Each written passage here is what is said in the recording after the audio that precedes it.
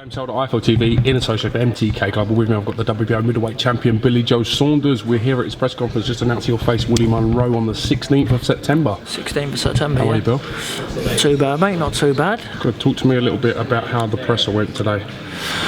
I don't know, normally you get these Americans over, they normally talk a lot of shit and rubbish, but... He's quite passive today, wasn't he? He was, yeah, but that just shows what sort of person he is, because, you know, he knows that he's coming up against it. You know, he was on about in the Lions Den when he went over there. Well, guess what? He's back in the Lions Den again. Is he going to quit again? You're not home advantage. You haven't got... We're not fighting in America, mate. You're back in England again. Do you know what I mean? Do you feel like you've beaten before the fight's begun? When you got in his head today at the press conference, for instance, you seem quite confident in what you were saying. No, I'm a very good judge of character. And listen, don't want to talk shit, James. I don't want to talk rubbish, because look, in boxing, no one knows. I might go in there and not lay a glove on him for 12 rounds. Boxing, you just don't know. But I'm very good at weighing people up, and I weighed him up. I watched a few interviews, and I watched his fight with Golovkin, and he beat the count, and he got up. He even got up to say to the referee, "I'm done." He got up to say them words. He couldn't even bother not to get up. If he just led down there like he was hurt or so, he might have got away with it, but he got up and said he was done. Right, on the flip side of that, you've been knocked down twice in the fight, your fight potentially with Golovkin. This is in the 6th round, you've gone down again. You're way behind on the scorecard. What goes through your mind? What goes through your mind now? Right, I'm behind now on the scorecards. Now I'm just going to go windmilling in here and get knocked out cold, but I'm going to ram an elbow in here somewhere. I'm going to try cut him. I'm going to do anything I can.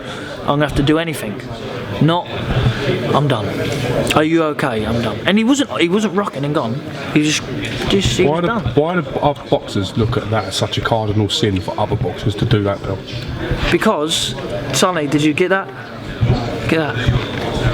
Get it then? Oh, yeah. Go on then. Yeah, because you can't do that. You can't just quit because you're in the wrong sport. You can't just quit because you can't do it, can you? It's a job. People don't listen. There's some people, yeah, who might not be able to pay the bill at the end of the month, but yet they still give 50 quid to come and see you. What? To jump up and go, "I'm done. Give me my money, I'm done." You can't do that, you know. And even if you didn't want to look at it that side, it's just pride, your own pride, personal pride, to say to another man. If you get beat by a better man, afterwards shake his hand, be a man. I've been beat fair and square. But don't halfway through. Anything can happen in boxing. Anything. You can get... What's that fight now where he got beat from when he was getting beat and just pulled it out? Who was that fight? I don't know. I watch it all the time. I can't think of his name. Shane McPhilbin when he won the British title? No, it wasn't that. No, it wasn't that. Fuck no, it wasn't him. That I don't know. It was there.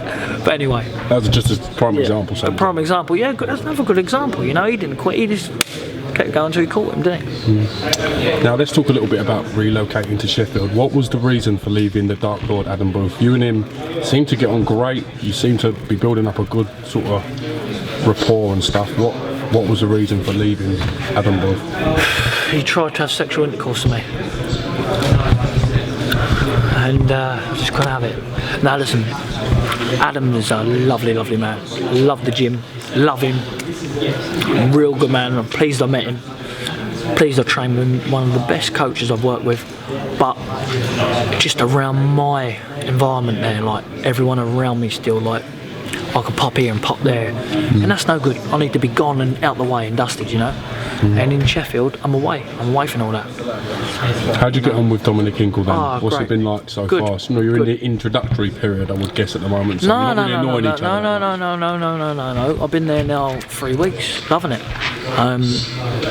Training, working, fucking. It's just all good. It's all back where it brings back so many memories where I started. Now, first week in Sheffield, you caused quite a lot of controversy with a certain picture that's been well documented. Can you give me sort of any comment on that, Bill? Do you know what, James? I was walking through Meadowhall. Probably shouldn't have took a picture of somebody. But I didn't mean to cause any stress or alarm on the person, and I don't think I did. But you get these busybodies on Twitter going on like I was being homophobic. I'm not homophobic. Do you know what I mean? I've got gay mates. Coogan? Do you know what I mean? I've got gay mates. I've got bisexual mates.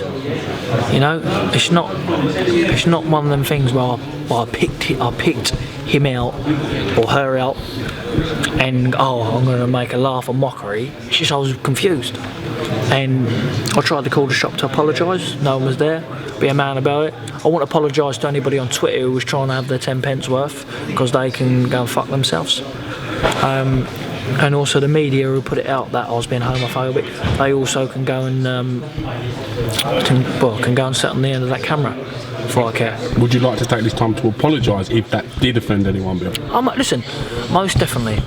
Her name or his name is Johnny, and I would like to apologise for that, but what I won't apologise is the surrounding of the know-it-alls. But if I offended him or his family, his immediate family, or I cause any stress towards him, hands up, apology, mate. And you know, he can come down and watch me fight on the 16th. I'll put him up in a hotel with a couple of guests and whatnot else, and try to make amends in that. I don't expect him to accept the apology if I've upset him that much, but yeah, I apologise for that. Let's talk a little bit about Golovkin-Canelo. How do you see that fight playing out? It's on the same night as your defence against Willie Monroe Jr. over in the States. How do you see that fight going? Do you know what? I've always thought Golovkin to walk for him too small, but do you know what? The Jacobs fight, I don't know.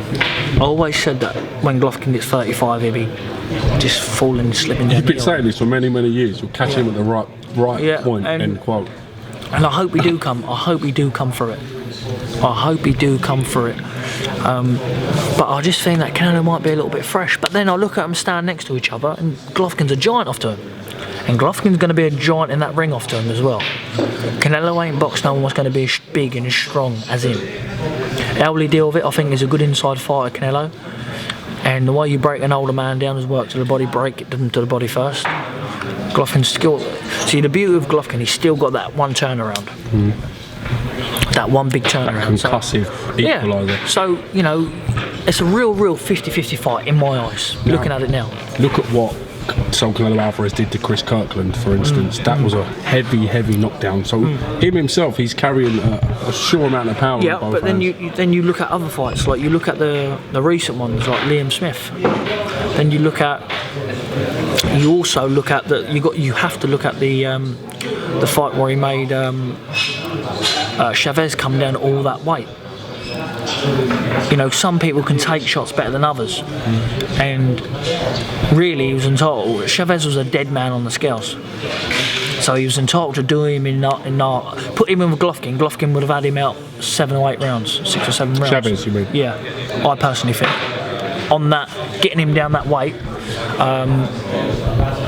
then you know you just got to. Listen, you can look at it all night, look at it all day, this opponent, that opponent. The bottom line is they're going to get in that ring and they're going to fight. Who do you expect to win? My head's saying Golovkin, but my heart's saying Canelo. It's a real 50. I was so fixed on Golovkin before, but I always knew that at a certain age he'd dip, and he's dipped.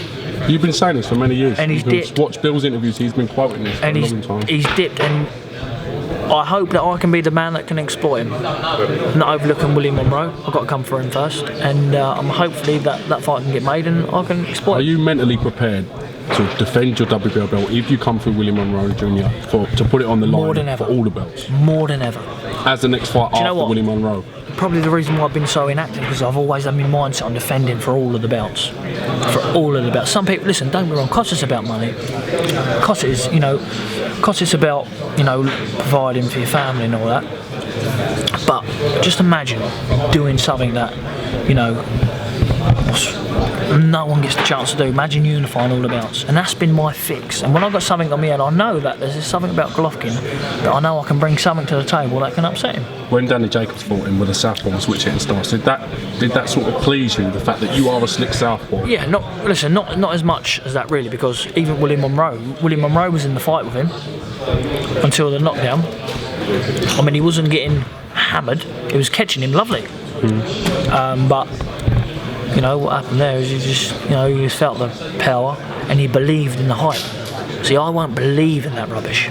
Like, it's not about he's an animal because 50 million people says he's an animal. Let him prove he's an animal. Let him beat me into the ground. Let him beat me till I can't fight no more, till I get knocked out cold, and let's see if he is an animal. But he didn't do it to Danny Jacobs. Old rival Chris Eubank Jr. beat Arthur Abraham on Saturday in ITV pay-per-view. What were your thoughts on that? Just penis. Blatant penis, isn't he? I mean, look, I'll just be short and sweet on him. I have the win. I've beaten him. They hate the fact that I've done that to him. Eubank, his dad, the old nonce, he can't bear the fact that Gypsy has beaten his son, Pikey, because what he don't realise is now that he's upset a lot of gypsies, not me, because I don't care if someone calls me gypsy, pikey, gyppo, I live in a tent, I live in a caravan, I don't care. But a lot of people, he's lost a lot of gypsy fans. He says Billy Joe lives in the caravan, that says it all. That's our culture. We live in a caravan because that's our culture.